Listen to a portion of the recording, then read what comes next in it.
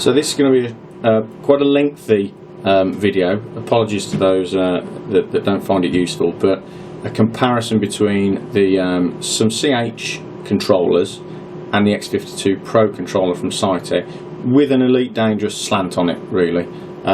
Comparing the two and hopefully giving you some informed opinions of the differences between the two, strengths and weaknesses of one versus the other, from an Elite Dangerous perspective, really, although it might be useful to other viewers looking at these two controller sets for other games.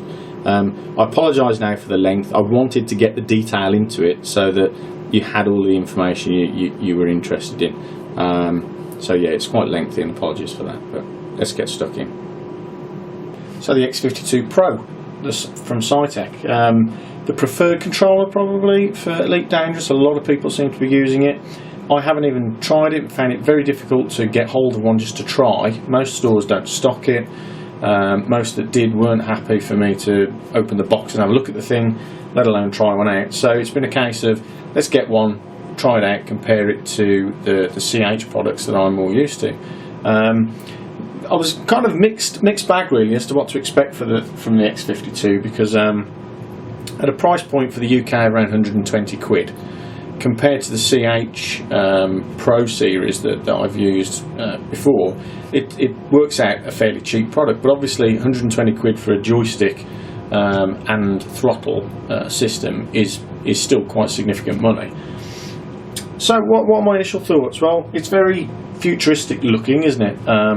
Lots of bright LED lights, and you can change all the colours.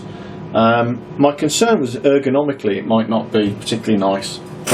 If I bring out the CH F-16 that we've got here, you can see size-wise the X52 is a little bit bigger. The base is pretty much the same, it's marginally bigger, but the actual control stick is higher up, it's a little bit larger.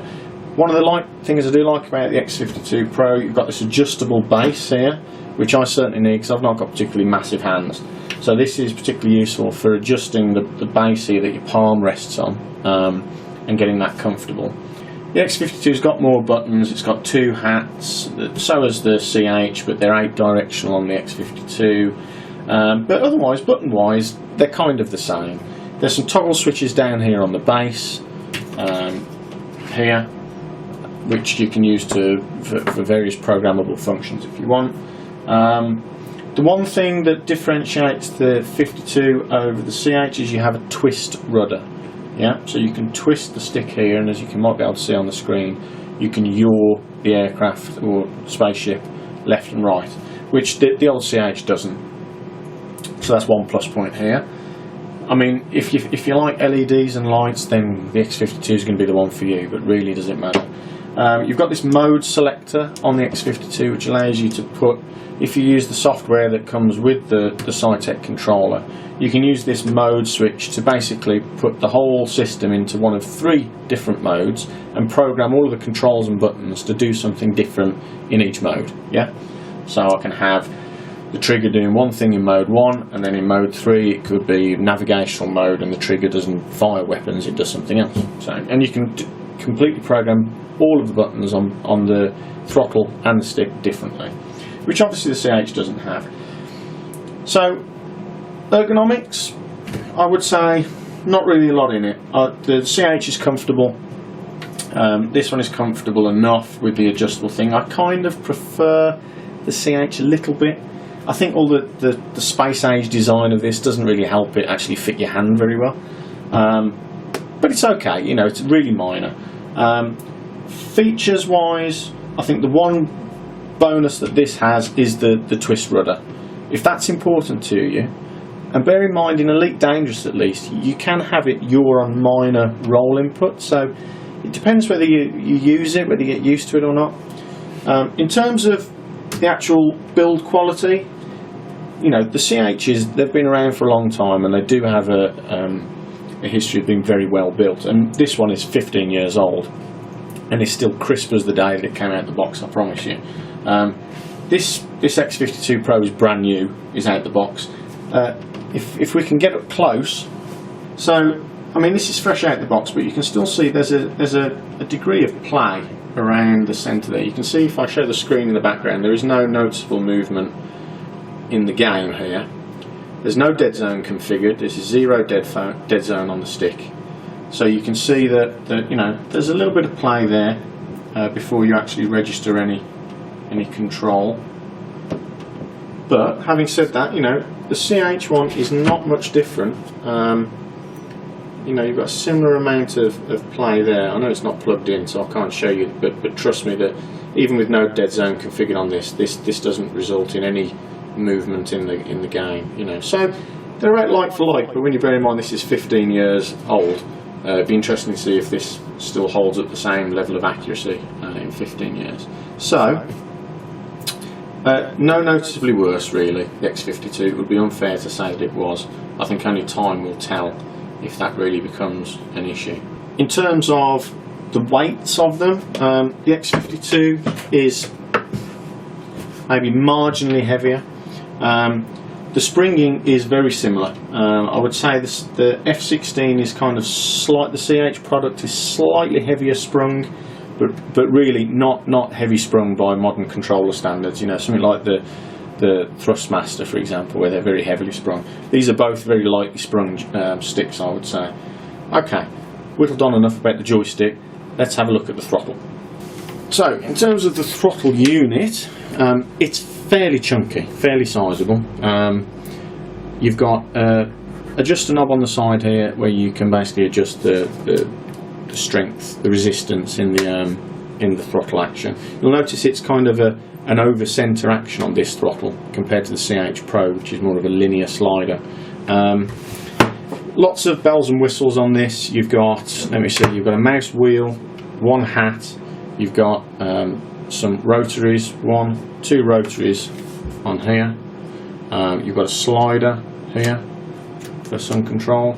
You've got a mouse here, which is basically like a kind of you would get on a laptop. It's like a sort of, I call them nipples. It's like a nipple that you can nudge up and down and move the mouse in a direction, and a mouse button represented there as well on the side. In terms of controls down here, you've got another couple of rotaries that you can program to do whatever you want, and a couple of buttons.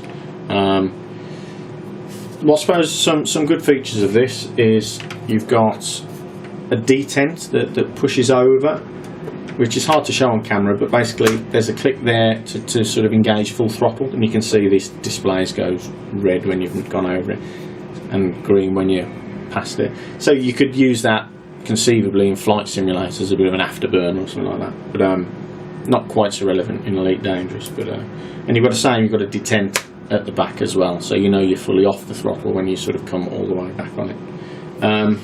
You've got a display on there which represents the modes that are selected on this switch over here on the stick, if you remember. And you've got some text on there, time, date, and if you're playing a flight simulator, this all represents radio stations on Flight Sim X, but obviously for Elite Dangerous, kind of irrelevant. Overall, again, simply same size base as the stick, quite large, quite light. Again, no suckers used on the bottom of this. They provide some, but you don't need to use them. I think the one real downside I have with this throttle, for Elite Dangerous in particular, is the position of the single hat that I've got on here. It's an 8-directional hat, it's on the back, or on the front you might say. I really feel more natural using it with my thumb, and there is no thumb hat here other than the mouse. And that's a real shame. The one thing that the CH Pro throttle's got is 3 hats all accessible by your thumb. There's kind of some wasted real estate here in terms of fingers. They could have put some more buttons around here accessible by this finger. This button up here, it just doesn't fall naturally to hand. You've got to lift your hand up to get to it. This hat doesn't fall naturally to my finger. The only things that really fall naturally are that button right there, and the bottom button here, and this roller wheel. Oh, and the slider if you're using it. But the other controls just don't seem to, for my smaller hands maybe, don't really seem to fall into place naturally. Otherwise, it's you know, the action is nice. You can adjust the strength of the springing on it, so that's not an issue. Yeah, I mean it's good for the money, I guess. So how does the X52 appear in game with Elite Dangerous? Well, I think my main issue is, having used the CH for so long, I'm willing to concede that, you know, I've probably just got used to some aspects, and a bit of practice might convince me otherwise. But the position of the hat is a real problem for me in terms of the thrust sliding. Essential to ED combat is an ability to lateral and vertical thrust to circle your opponents, and I'm just not getting used to having to do it now on this finger rather than my thumb. I don't know whether it's because of console playing, you know, I've got used to using the thumb as the slider, but there is no control on the X52 to allow me to use the thumb like that, so I need to get used to doing my finger. The other thing I've noticed, that actually there are less usable functions, or buttons rather, on the stick, because they've missed an opportunity to put some buttons in places which on the CH product you've got a top switch over on the right here, and I kind of miss that really. That's a minor point though. I mean, in terms of responsiveness, it's really not a problem. It you know, it's linear in its actions, and it's got no significant dead zone. I've got this configured with 0 dead zone and it's working fine. There's no inaccuracy there. The one downside to it is I've got the twist locked out, but I tell you what, the stick still twists and wobbles. It doesn't, if you pull the lockout out to stop the twist rudder from working, it doesn't register in the game, but there is still play in the joystick that you can see there. Look, it can actually still twist. Minor annoyance, because I don't use a twist rudder. It just gives the stick a sense of floppiness that you don't get on the CH, because obviously it doesn't have a twist rudder. But otherwise, I mean, there's lots of features on this which are just going unused. You know, there's buttons on the throttle, or sorry, not buttons, but like the rotaries, which are pointless in ED. So I really would have appreciated more buttons on the throttle and less analog controls really. I was also hoping that I would have an analog joystick represented on here, so that I could use that to control the amount of thrust that I had. So rather than it just being a binary operation of up, down, left and right thrust and that's it, you're either fully thrusting or you're not. It would have been nice to have used this little mouse stick here maybe to have controlled the amount of thrust I was thrusting, and it was on my thumb, so that would have been perfect. I'd have been happy with that. But alas, it's just a mouse control, it just emulates the mouse. So maybe some tweaking with software, maybe some patches to Elite Dangerous that are due to allow us to use more than one controller at a time might fix that. But at the moment, the throttle seems like it's wasting a lot of opportunity to have more controls on it basically. But otherwise, you know, it's not as bad as I maybe, if I'm being honest about it, thought the 52 would be compared to the CH. You know, there's lots of talk about quality issues and stuff like that, and it's fine. You know, it's no worse than the CH in that sense. In fact, there's even little bits of metal on the CH, which you on the 52, which you certainly don't get with the CH. The CH products we're looking at is the CH Pro Throttle USB, and what I've got here is an old CH F-16 Combatstick, but the new version of this is slightly different. This one was converted to USB from an old game port device. Essentially, the design of the stick has not changed. All they've done is they've added 2 hats onto the newer version and USB enabled it. So the newer one, you're looking at 4 hats, one of them 8 directional, and 1, 2, 3, 4 buttons. Presumably they've dropped this button in favour of a hat and this button here. You've got rotary throttle here. Not that you can, well, you could use it in ED, not that I'm using it. Obviously it kind of requires you to use another hand on the base, which is a bit pointless really, so that's not going used.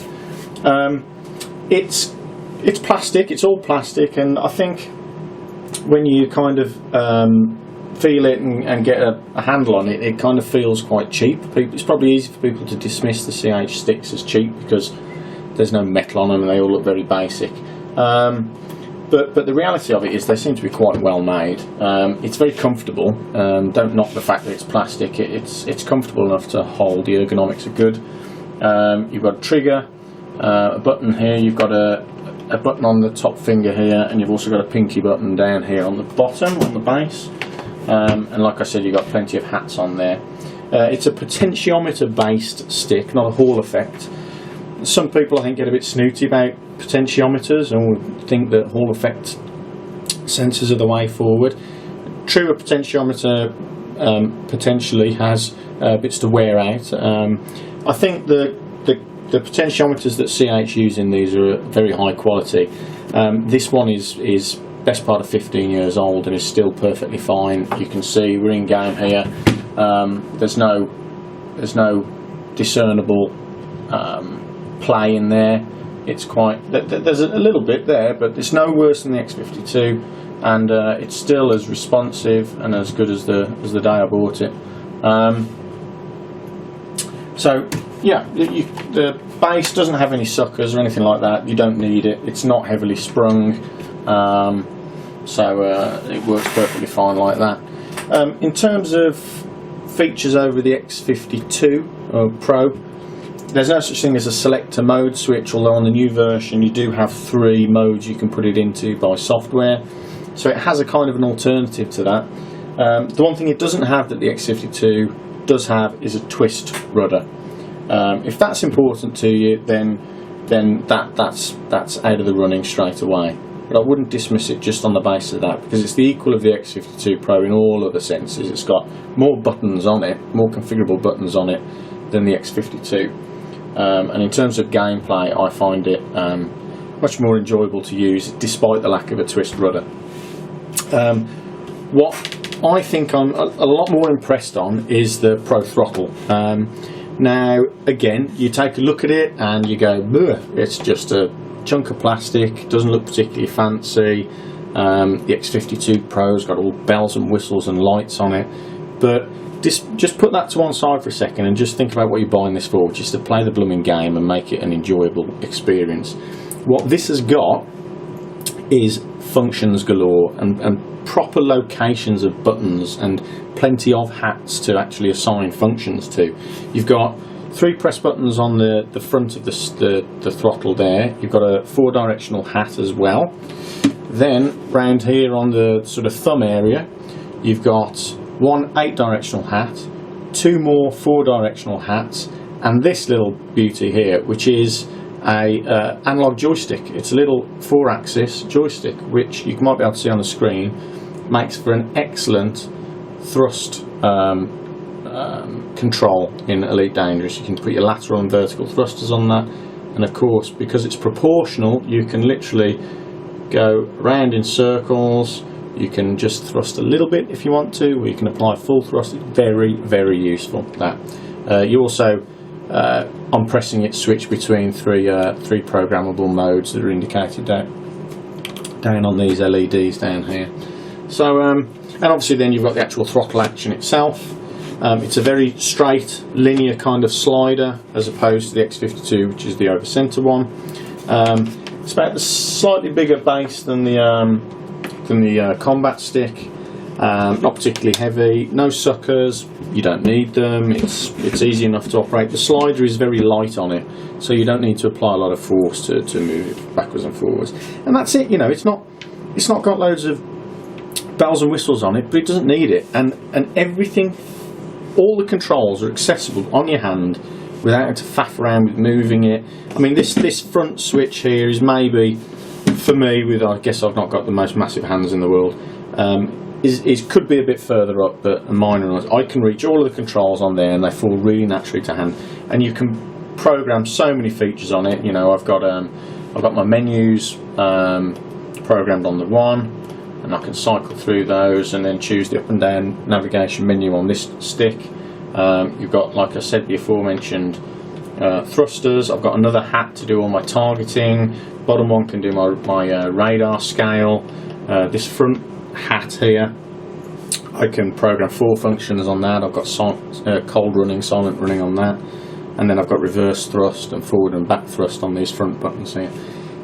Much more useful in the game than the X52 Pro, which just doesn't have that many buttons on it. It's all rotary controls and stuff like that. So yeah, this I think is way better in game than the X52 Pro Throttle. The stick, much of a muchness really. X52 Pro stick, slightly less buttons, ergonomically the same, but just you've got that twist rudder. So in closing, what would I surmise? Well, as you can probably tell, this video's been constructed over a course of a couple of weeks, and if you look on my desk, there's no sign of the Saitek X52 anymore. That's gone, that's moved on to a new owner, and the CH is the stuff that I've picked to stay with. The stick, really not a lot in it, as you've probably gathered from earlier on, but the decider for me is the Pro Throttle. I found with the Saitek stick, I was getting better on with keys on my left hand than the Saitek Throttle, whereas now I feel like I've got enough control points at my fingers to do everything I need in game. I do miss the twist throttle, the twist rudder. Sorry. What I can get over that in the game by enabling the feature that allows you to yaw on roll. So you know, that's a workaround for that. Although it has failings then in other parts of the game, like docking when you're trying to match rotation with the station and stuff. But if you're asking me, my humble opinion, the controller that I would choose, the CH stuff.